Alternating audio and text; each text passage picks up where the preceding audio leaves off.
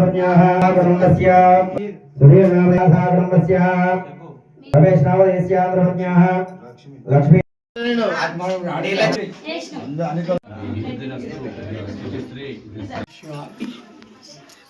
భారతదేశంలోనే ఎక్కడా లేని విధంగా మన కులనపాకలో వీరశైవ మఠం ఉంది.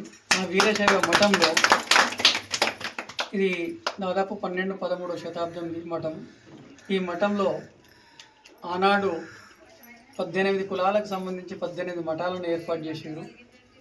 వైదికంగా ఆగమన శాస్త్ర ప్రకారము ఆ రోజు ఏర్పాటు చేశారు. కాలక్రమేణా వైశ్యులకు సంబంధించిన మఠం కూడా ఒకటి ఉంది. ఆ మఠమే నగరేశ్వర స్వామి మఠం.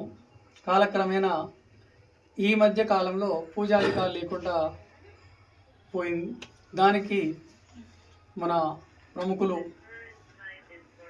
రమేష్ గారు వారు ముందుకొచ్చి ఒక సిద్ధాంతి మురళీకృష్ణ గారి ఆధ్వర్యంలో వారి సహాయ సహకారాలతోని ఈ గుడిని పునరుద్ధరించాలని చెప్పి అనుకున్నారు. అది చాలా సంతోషము. ఒక 1000 గుళ్ళు కట్టిన దానికంటే ఒక పాత గుడిని పునరుద్ధరిస్తే అంత ఫలితం వస్తుందని చెప్పి అదే సంకల్పంతో వీరు ముందుకు వచ్చారు. దానిలో భాగంగా ఈరోజు ఈ కార్యక్రమం చేయడం అయింది. ఈ నెల 1వ తారీఖు 2వ తారీఖు స్వామివారికి పునఃప్రాణ ప్రతిష్టాపన జరిగింది. అట్లాగే నగరేశ్వర స్వామి ఉన్న దగ్గర కన్యకా పరమేశ్వరి ఉండాలి అనే సంకల్పంతో కన్యకా పరమేశ్వరి విగ్రహ ప్రతిష్టాపన. వీరందరూ ఉన్నప్పుడు గణపతి లేకుండా బాగుండదు అనే ఉద్దేశంతో గణపతి లేనిది గణాలు రారు, విఘ్నాలు రావు. కాబట్టి వినాయకుడిది కూడా ప్రాణ ప్రతిష్టాపన జరిగింది. ఈరోజు అందులో భాగంగా 16 పండుగ అనే ఉత్సవాన్ని చేశారు.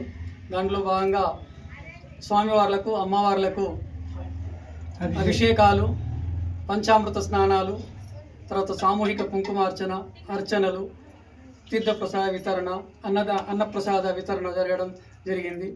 ఇది చాలా సంతోషం. ఇందులో పాల్గొన్న ప్రతి ఒక్కరికి ఆ అమ్మవారి ఆశీస్సులు తప్పక ఉంటాయని చెప్పి నేను ఆశిస్తున్నాను. జై వాసవి.